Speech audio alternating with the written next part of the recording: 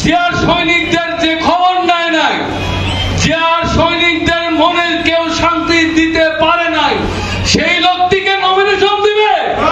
সেই লোকটি 17 বছর নিজের পকেটের পয়সা দিয়ে 17টি বছর এই জিয়ার সৈনিকদের বাঁচিয়ে রেখেছে, সেই নেতাকে মনোনয়ন দিবে? আমাদের গলন্দ উপজেলার সম্মানিত সভাপতি সাহেব বলেছে উনি রাজবাড়ী পৌরসভার 3 বার মেয়র ছিল। মিথ্যা কথা। উনি রাজবাড়ী পৌরসভার চেয়ারম্যান ছিল, তখন পদবীর চেয়ারম্যান ছিল, ওয়ার্কার্স পার্টির চেয়ারম্যান ছিল, বিএনপির চেয়ারম্যান ছিল। উনি একবার এমপি হয়েছে। আমার মরহুম পিতা আক্কাস আলী মিয়া সভাপতি থাকা অবস্থায় মারা যাওয়ার কারণে ওনাকে এই দলে নিয়ে আসা হয়েছিল এবং এই দলের থেকে মনোনয়ন দিয়ে দেওয়া হয়েছিল মাত্র 10,000 ভোটের ব্যবধানে। আওয়ামী লীগের সাথে সে জয়লাভ করেছিল। উনি জয়লাভ করার আগে কিন্তু বহু মিটিং, বেগম খালেদা জিয়ার মিটিং এ আমরা বলেছিলাম, আমি বলেছিলাম, ব্যক্তিগতভাবে বলেছিলাম, রেলের ময়দানে বলেছিলাম, ম্যাডাম ধানের শীষ যদি খোকন ভাইকে দেন এবং সাবু চাচাকে ধানের শীষ দেন, আমার মরহুম পিতা যে আপনার কাছে ওয়াদা করেছিল রাজবাড়ির 2টি আসন আপনাকে উপহার দেবে, আমি সেটা আপনাকে উপহার দেব বলে আমি আপনার কাছে আশ্বস্ত করছি। তা ম্যাডাম বললো ঠিক আছে। তো অনেক কথা বললো, খোকন সাহেব দাবি করলো, ম্যাডামও কিন্তু বললো যে পদ্মা সেতু বানাবে। খোকন সাহেবের একটাই দাবি, আমি ধানের শীষ নেব এবং এমপি হব। যদি এমপি হতে পারি তাহলে আমার পদ্মা সেতু জলদ দিয়ে দিয়ে পদ্মা সেতু বানায় দেবেন। আজকে সেমিনার করতেছে। উনি 5 বছর এমপি থাকাকালীন উনি পদ্মা সেতু করেন নাই, উনি করেছে। উনি কিন্তু একটা জিনিস করেছে, আমাদের রাজবাড়ির শহরের পাশে গুদারবাজার নদী, ওই গুদারবাজার নদীর একটা বাঁধ দিয়েছিলেন, দিয়ে রাস্তা বানিয়েছিলেন। দুটো গ্রাম ধ্বংস নদীর পথে নদীর মধ্যে বিলীন হয়ে গেছে। এটা করেছিল, এটা খোকন সাহেব খুব ভালো পারে। এটা তারেক জিয়া প্রতিনিয়ত তার মনিটরিং সেলের লোক এখানে কিন্তু অবস্থান করতেছে।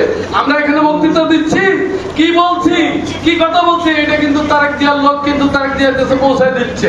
এবং কে কোথায় কোন কিছু যা যা করতেছে, ওই গলন্দর অফিস নিছে এটাও জানেন, এই আসলাম সাহেব এখানে সভা করতেছে এটাও জানেন, কে চাঁদাবাদি করছে আর কে চাঁদাবাদি করতেছে না এই রিপোর্টও প্রতিনিয়ত তারেক সাহেবের কাছে যাচ্ছে।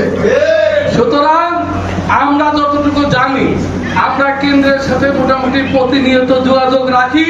আমরা জানি আমাদের যে নেতাকে আমরা বেছে নিয়েছি সেই নেতা পকেট থেকে দেয়, কারো পকেট থেকে নেয় না। আর যে নেতার গল্প আমরা করতেছি সেই নেতা নিজের পকেট থেকে তো দেয়ই না, কারণ বরং ভিকারির ভিক্ষা দিতে হইলে বলে আবুল গাদি দাও তো দেখি ওর 50 টাকা দাও তো দেখি। এই নেতা কিন্তু সেই নেতা না। সেই জন্য আমার কথা হলো তারেক সাহেব পরিবর্তন চায়, তারেক সাহেব শান্তি চায়।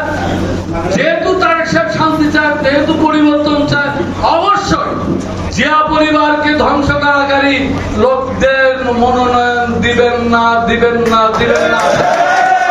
আমরা আশা করি, আমি এখনো আপনাদের সামনে নিশ্চিত করে বলতে চাই, 99% নমিনেশন আসলাম সাহেব পাবে। ওই বেটা যদি আল্লাহ তাআলা ওই শেখ হাসিনার মতন যদি আবাবিল পাখিতে উড়ায় নিয়ে যায় তাহলে হয়তো পাইতে পারে, যদি আল্লাহ সে তার সাথে তো যুদ্ধ করার ক্ষমতা আমাদের নেই। সাধারণ মানুষের সাথে কাজ করে তারেক জিয়াকে উপহার দিতে পারি ভোট নিয়ে, এটা আমরা করতে পারি, তাই না? আমরা আল্লাহর সাথে তো পাল্লা দিতে পারবো না। তবে একটা কথা, আসলাম সাহেবের জনজরিপে অনেক আগে আসছে।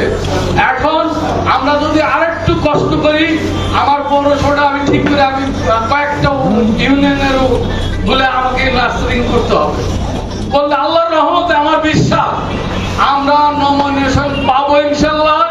এবং খোকন সাহেব তো 10,000 ভোটে দিচ্ছিল, আমরা আসলাম সাহেবকে 40,000 ভোটের ব্যবস্থা